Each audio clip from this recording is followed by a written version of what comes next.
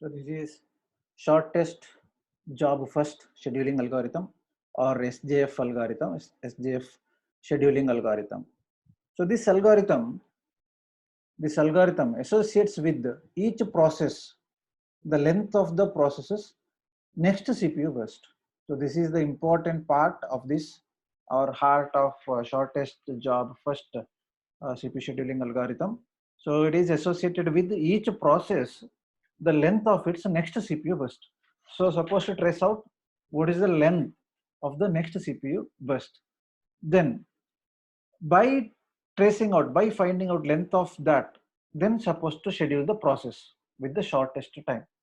So one thing is supposed to trace out or find out the length of its next CPU burst. So say consider if there is a number of processes P1, P2, P3, P4 along with its time. So then supposed to trace out its length, its next CPU burst, so that you can calculate, can schedule the process along with the shortest time. Okay, so now, so that is the major part. And the prior to that, if it is optimal as an advantage, SJF is optimal because it gives a minimum average waiting time for a given set of process, because we're supposed to trace out which is having shortest time, then we start with the scheduling. So but one setback is it is difficult to knowing the length of the next CPU request. When there are more number of requests, it is little bit difficult to trace out or find out the length of the next CPU request. So the one thing can be done is could ask with the user. Okay, we'll see an example. So the one thing is supposed to find out first is to suppose trace out the length of its next CPU burst, then the shortest time. We'll start with the allocation scheduling.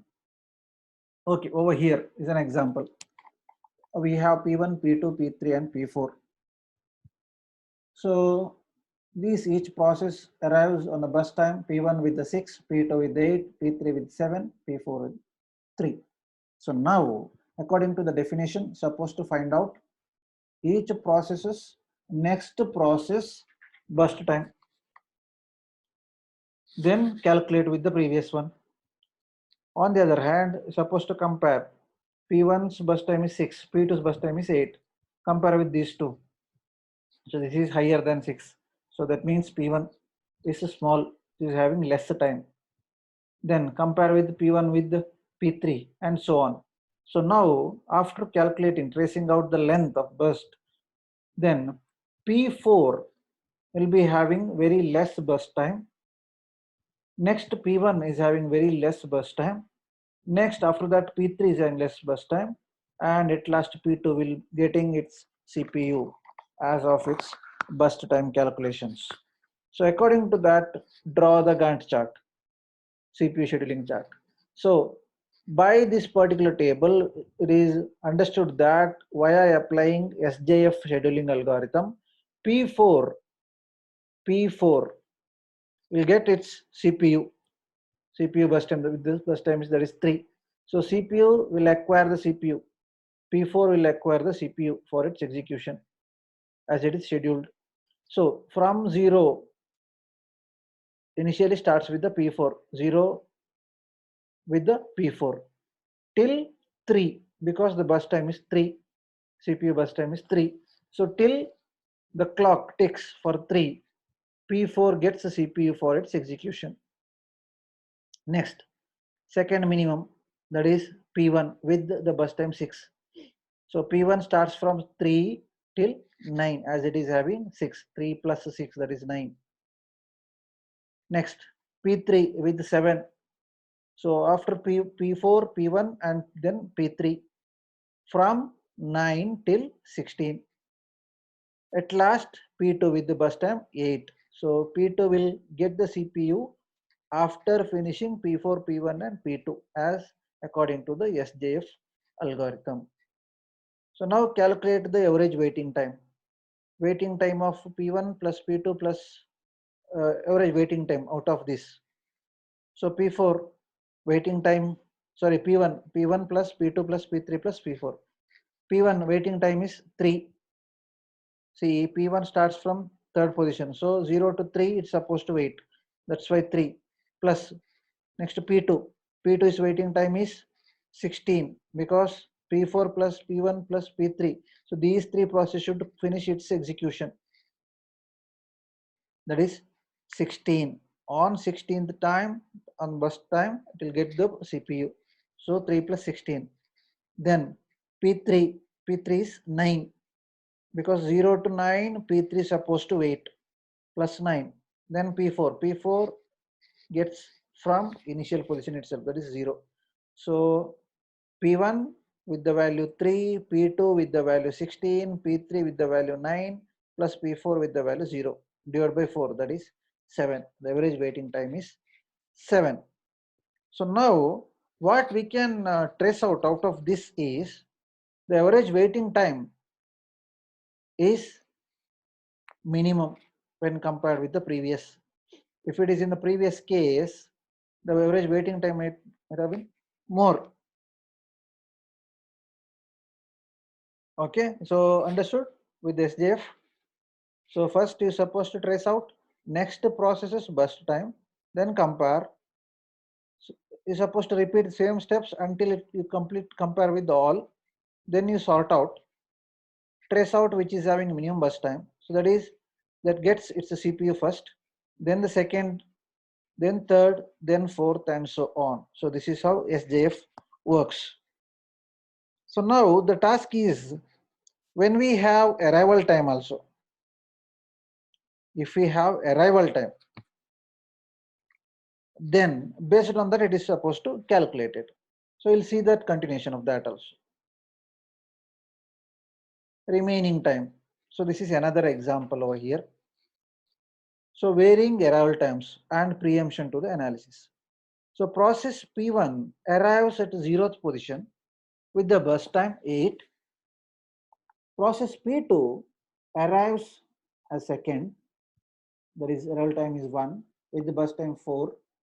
Process P3 with the arrival time 2, burst time is 9. Process P4, arrival time is 3 and burst time is 5. So now how to apply? So this is preemptive now. Preemptive in the sense you will get the CPU. P1 gets its CPU based on its arrival time. Once it completes its arrival time, it moves to the second process. Then starts with the CPU. Starts serving its CPU. So according to that is supposed to apply both preemptive measures along with the burst minimum, burst time also. So now apply one by one. As we know the definition of SJF, shortest job first. Now the process is supposed to compare next processes arrival burst times, that is 4 when compared with P1, this is 4. Similarly compare with 9 and 5. So according to after comparison and all, so it is found that P2 is having less burst time, next P4, after that P1, then P3. So this is 1. Be ready with this. Hope you understood how to trace out which is having shortest job first, applying that algorithm. So first you're supposed to trace out each processes burst time and compare with the next and so on. So the shortest should come first. Next, if a particular process is having arrival time also, then how to apply? So least arrival time should start its CPU turn, CPU execution, CPU burst time. So according to that, P1 starts from 0. But once it begins with that, arrival time is over. So next we apply SJF. According to that, P2 should execute. P2 should get CPU's turn for execution. So that's why P2 came. So P2 will get at 1. Next, after that, P2 that is having burst time 4. After that, after completion of this one, P4 will be having burst time 5. So P4 is entered over here. So 1, plus 5. Next, after 4, P4, next is P1. So 5 plus 5, that is 10 over here, and P1 is having bus time 8. So in that 8, in this particular 8, 1, it is already over, executed already here. So it is 7 now, 10 plus 7, that is 17, remaining part, because it is preemptive. Preemptive in the sense, in between the execution, the CPU might have released for other processes execution. So according to that particular preemptive part, P1 has released its CPU when P2 arrives, because it is having very less arrival time. Then after serving P1, then the last P3. P3 is having bus time, that is 9, 17 plus 9, that is 26. So average waiting time is, average waiting time of each one, P1 is 10 here, but 1 is already executed. So 10 minus 1 plus P2. How much P2? Arrival time is 1 minus 1, already got it, plus P3. P3 is of 17. 17 minus arrival time, that is 2, plus P4. P4 is having 5 as burst time, 5 minus arrival time is 3, 5 minus 3. Whole divided by 4, that is 26 by 4, that is equal to 6.5 milliseconds. That is the average waiting time. So now I will be going through once again. So we have processes along with its arrival time and its burst time. According to the SJF algorithm, first we supposed to trace out the processes which is having very less burst time. So according to that, P2, P4, according to the SJF algorithms, the order will be like this: P2, P4, P1 and P3. But we have arrival time also. So according to that arrival time, based on the arrival time, it should be served. The CPU should be given chance. So according to that, P1 gets the CPU initially because it is having arrival time 0. That's why P1 we have written over here in the Gantt chart. Then it P2 arrives at 1. So next automatically P1 should release the CPU because P2 has already appeared with having bus time 4. So that is P2 has been served from 1 to 4, 1 to 5. After that P4 is having the less burst time.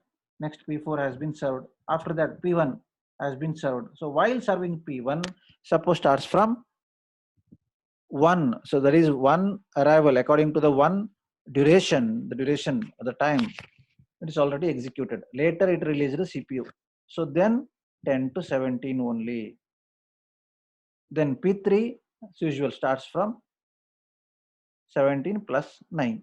So to calculate, while calculating average time, P1 that is 10 minus 1, 1 is already taken, 10 minus 1 plus P2. P2 is according to that arrival time is 1 and it arrived into the Gantt chart at 1 only. So 1 minus 1 plus P3. P3 is having, P3 will get the CPU at 17. 17. Arrival time is 2 minus 2 plus 5. 5 is nothing but P4's burst time minus arrival time, that is 3. Whole divided by 4, that is 6.5 seconds. So this is SJF for you. So first we'll trace out the burst time and sort it out based on ascending order, then compare with the arrival time, then make entries in the SJF Gantt chart. So this is a shortcut method to have SJF. So any clarification on this, please rise. We'll continue the next one, priority, in our next session.